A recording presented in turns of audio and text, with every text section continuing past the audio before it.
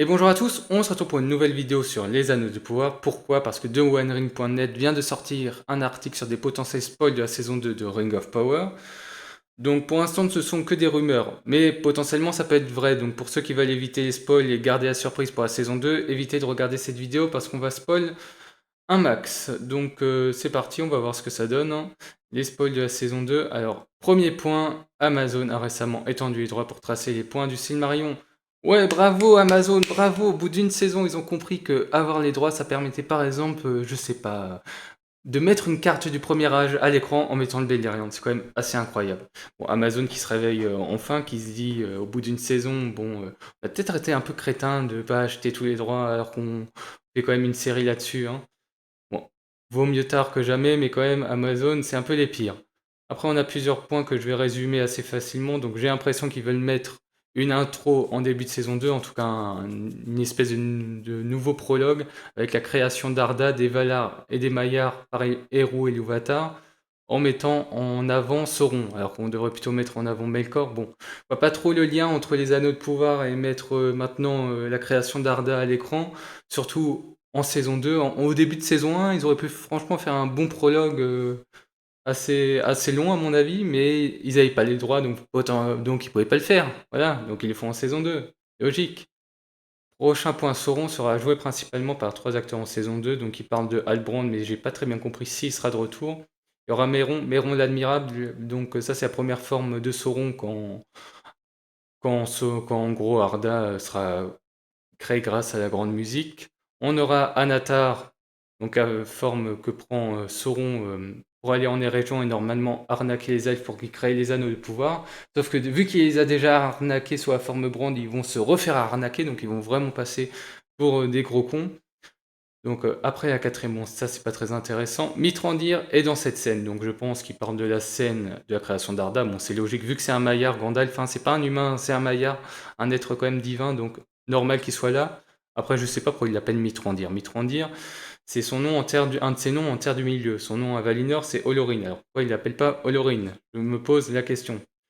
Mithrandir est presque convaincu de soutenir le programme de Méron l'Admirable, hein. Méron l'Admirable, qui sera un homme politique donc, hein, à la création d'Arda, qui va essayer d'influencer les Maillards, hein. Surtout Gandalf, qui est supposé être un des plus grands, un des Maillards les plus sages de tous, mais il se fait presque convaincre, hein. Donc Gandalf va aussi passer pour un imbécile, c'est pas mal. Bon, Méron va faire un grand discours, bon, on s'en fout un peu. Sauron dit au nain qu'il a été apprenti auprès d'Olé, alors il l'accueille à bras ouverts. Bon, ça c'est vrai, chaque Maillard est relié à un Valar, et avant qu'il soit corrompu par Morgoth, il était auprès d'Olé, donc ça c'est logique, c'est pour ça d'ailleurs qu'il est très bon en forge, vu qu'il était un des Maillards d'Olé, qui est le dieu forgeron en gros. Voilà, voilà. On va passer à un point quand même assez marrant quand je l'ai lu, hein. Sauron avait un fils qu'Adar a tué. Alors Sauron a un fils. Ok, ok, déjà première information. Alors avec qui il l'a fait? Un elfe? Un orc? Galadriel? On sait pas. Qu'Adar aurait tué. Bon, Adar, hein, qui est super costaud, qui arrive à tuer le fils de Sauron, hein, il devait être un demi-orc, hein, c'est sûr pour être aussi naze. Bon, alors niveau massacre du lore, on sera de nouveau pas mal, hein. Ça je peux vous le dire. On est bien, on est bien. Point numéro 15, amateur de chevaux. Putain, un épisode dédié bouteille avec peu de dialogue racontera l'histoire du premier Méharas. Alors pourquoi on parle des Méharas alors que c'est en lien avec les Rohirrim qui apparaissent en 2500 du troisième âge à peu près, 2510 la création du Rohan. Donc pourquoi ils nous présentent ça maintenant? On ne sait pas, c'est comme les Hobbits. Shadowfax, donc si je dis pas de conneries, c'est Greypoil qui va rencontrer Gandalf, qui est en fait l'homme météorite. Alors Massacre du lore, enfin, il n'y a rien qui va, hein. Gandalf l'homme météorite, bon, tout le monde s'y attendait. Moi, j'aurais préféré que ce soit quelqu'un d'autre parce que Gandalf est censé arriver en Terre de Million, on se le rappelle, en 1000 du troisième âge. Mais bon, on va passer à côté, hein. Nouveau Massacre du lore, super. Tom Bombadil et Goldberry sont dans un épisode, donc Goldberry, la femme de Tom Bombadil, normalement Bédor en bon français. Ils sont joués par le même acteur et actrice que Melkor, Morgoth, Ungoliant de l'épisode 1. Bon, je sais pas de qui il parle parce que Ungoliant n'était pas dans la saison 1, donc, enfin dans l'épisode 1 en tout cas. Donc peut-être problème de trad, donc on va éviter de parler de ce point-là. On va parler de ce point quand même assez marrant. Les deux hommes, bon d'ailleurs ça doit aussi être un problème de trad, donc Bombadil et Bédor purgent une punition de la part de Mandos selon une théorie des fans de longue date. J'aime bien ce qu'ils ont rajouté éditeur. Cette théorie de fans de longue date est nouvelle pour nous. Donc quand même Amazon ils sont en train d'inventer des théories de fans pour expliquer que leur truc est cohérent alors qu'ils inventent encore une connerie pour encore massacrer le lore davantage. Hein. On est super, c'est génial.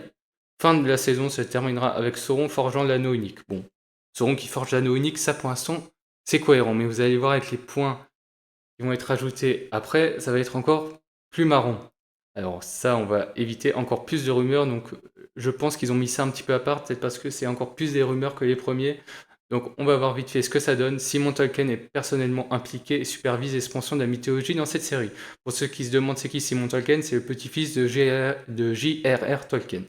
Donc j'espère que c'est faux parce que franchement t'as aucun respect pour le travail de ton grand-père et de ton père. Hein. Enfin je sais pas, non, je sais pas si c'est le fils de Christopher Tolkien, je dois avouer que je connais mal l'arbre généalogique, mais vous avez compris l'idée. La saison 2 est principalement centrée sur l'histoire de Sauron. Bon, c'est logique au second âge, le personnage principal c'est Sauron, hein. C'est lui qu'il faut à chaque fois la merde, donc c'est normal qu'il soit le personnage principal. Il devrait d'ailleurs être le personnage principal de toute la série. Donc ils vont y raconter tout son point de vue, s'ouvre sur le récit de l'histoire.